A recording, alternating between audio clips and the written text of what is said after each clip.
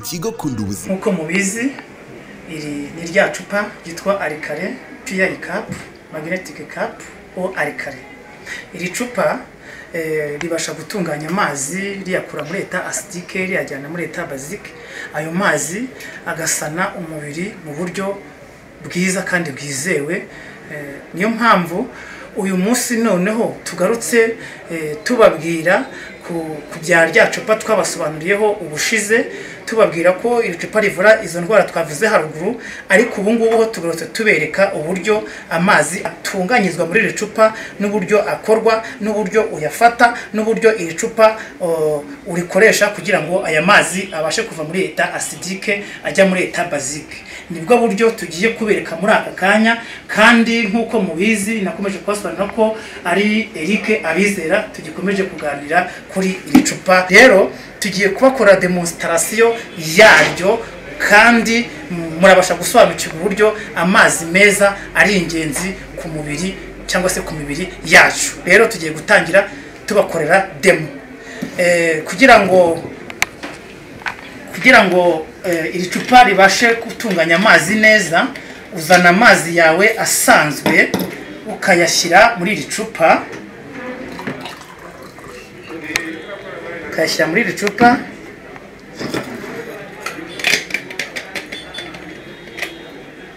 warangiza ugafunga.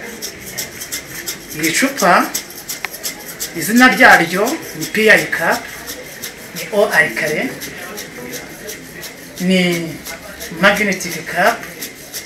Iri cupa ndimo mbabwira iri ngiri ririmo ubutare 13, hano harimo zinc, hano harimo magnesium, hano harimo carbonate de calcium.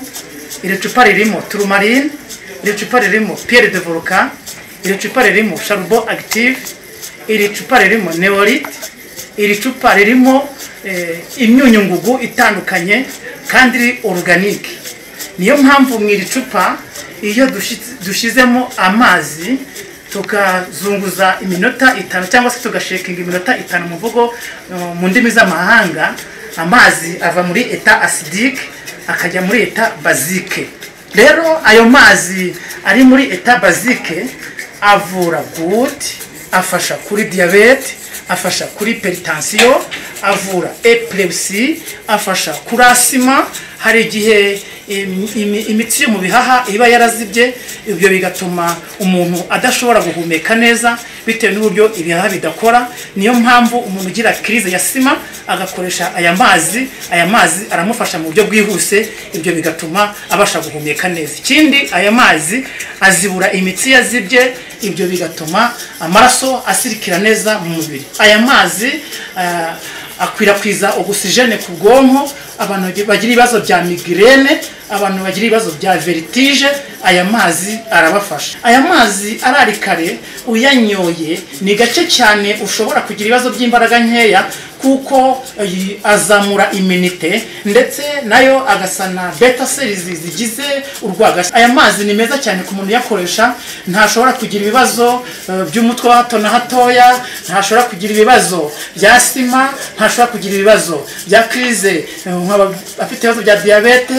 ntashobora kugira ibibazo by'umutima, ntashobora kugira ibibazo byo kuribwa. Aya mazi afasha kuri allergie, aya mazi nayo afasha kuri constipation. Aya mazi yongera kuzamura abasirikare bagakora, umubiri ukagira ubwirinzi bukomeye. Kandi ndabwira abantu bafite ikibazo cyo kudasinzira ko ukoresheje aya mazi usinzira rwose ukagubwa neza ukumva nta kibazo ufite. Abantu bakora ku makompiyuta bagira umunaniro w'amaso, aya mazi afasha kuri nerf optique, agafasha kuri za nerf acoustique, agafasha ku maretine, ndetse aya mazi yongera kugarura ubuzima bw'umuntu bukongera bukaba bushyashya. Rero ubu aka kanya tugiye kubakorera demo aya mazi kugira ngo umenye ko ukoresha amazi meza. Ukoresha agakoresho kabugenewe kitwa pH metre. Iyi pH metre ikwereka ko amazi ari muri eta basique cyangwa se ari muri eta ALKALINE.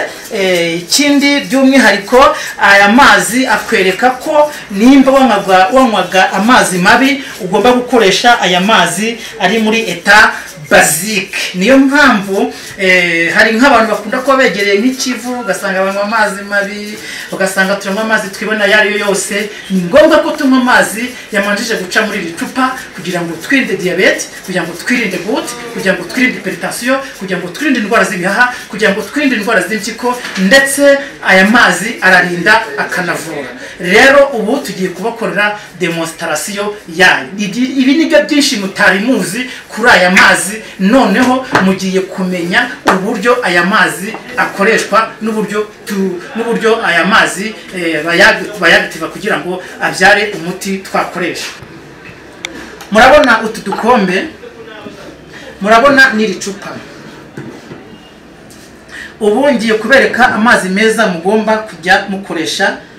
Njyewe nitwa Eric Abizera, nkora muri Kundubuzima.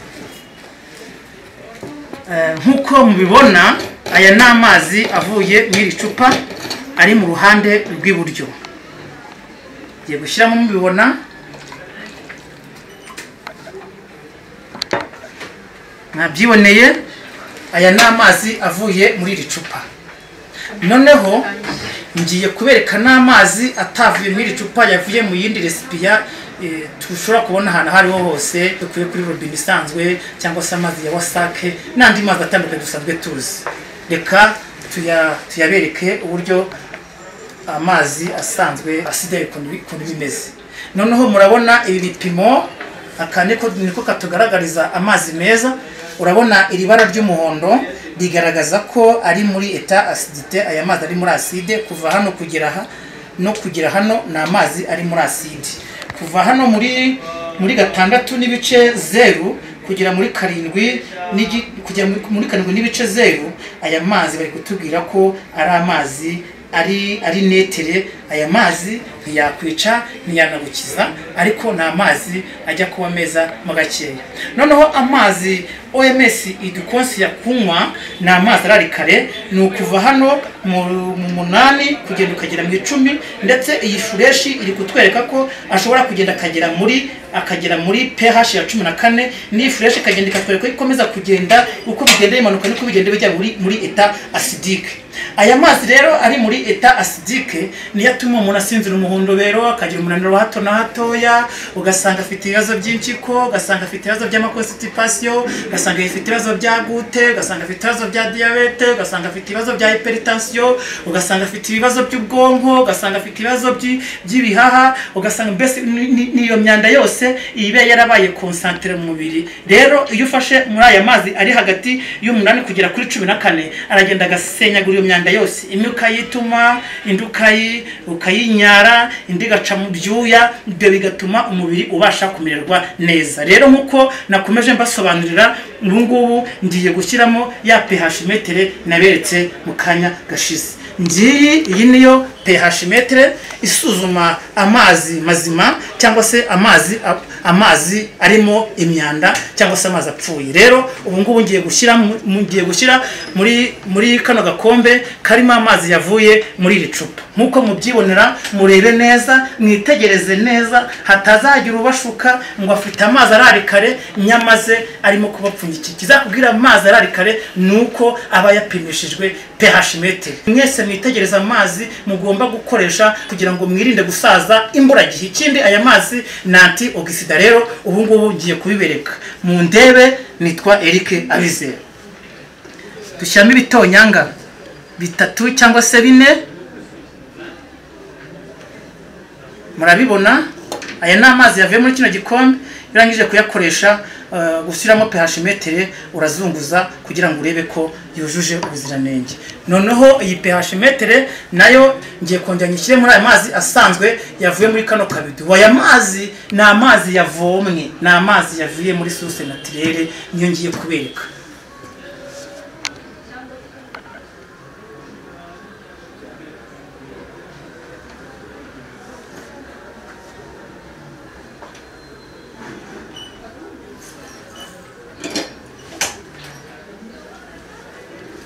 Murabona ko aya mazi atandukanye. Aya ngaya niyo yitwa O alkale, aya ngaya yavuye muri kano gacupa. Aya yavuye muri kano gakombe niyo twita o acidite kuko urabona ko ntabwo ari netere neza nkuko bigomba ubundi yakagombye kuba ari hagati y'ahangaha ariko urabona ko bitari byasobanuka neza. Rero nkuko mubibona aya mazi ari o alikale yegereye aka gacupa kuko niho yavuye, ayanga yegereye kano kajerekani niyo amazi ari muri eta acidite cyangwa se twavuga ajya kubaho zone netere ho gakeya. Ayanga rero mu cyo gikombe ni yasenya acidique, ni yavura gute, ni yafasha beta cells, ni supplying oxygene ku bwonko, ni yavura hypertension.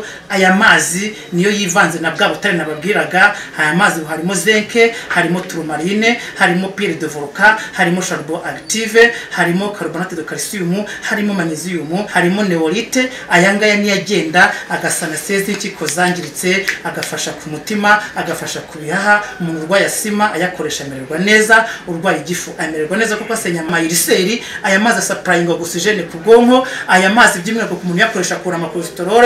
Ndabwira abadamu bafite ntuza ibinure kumara n'umugabo wose wari we wese uko ugenda uyakoresha gake ni nakugenda shongesha ibinure gake. Tuzi neza yuko ubundi ufashe imiti yo ukananuka mu isaha imwe no gupfa wapfa. Niyo mpamvu ugenda ukora gake kugeza igihe ibiro washakaga ko bigerwaho bizagerwaho kandi ukoresheje amazi. Aya mazi iri cupa rikoreshwa imyaka 10 urikoresheje weho n'umuryango wawe, ni byiza cyane birabafasha. Ikindi kiyongeyeho umudamu utwise ufite inda y'amezi 3 kugeza kuri 4 ntago yemerewe kurikoresha, yewe n'umwana ufite imyaka byibuze 3 kugeza kuri 11 ntago yemerewe kuyakoresha byize no guhera ku myaka 12 kugeza ku myaka 15. Impamvu biguzanyije kuyakoresha nuko umwana we kubera ku myaka umwaka umwe gusuza ku myaka 11 abagifite ubwirinzi buhagije, abagifite ubudahangarwa, abasirikare bakora ntabwo wamwongerera iminite kandi birabujijwe. N'umudamu nuko nawe uyakoresheje afite inda iri munsi y'amezi 5 nawe ari kuzamura iminite umwana wo munda, ariko hejuru yayo mezi guhera ku mezi 3 gusubiza hejuru. Niyo mpamvu kuyakoresha umudamu bimubera byiza kuko hagiye nk'abadamu bagira nk'ibibazo bya hypertension, bagira ibibazo by'amadiabete, bagira ibibazo bitandukanye cyangwa se by'ibinure.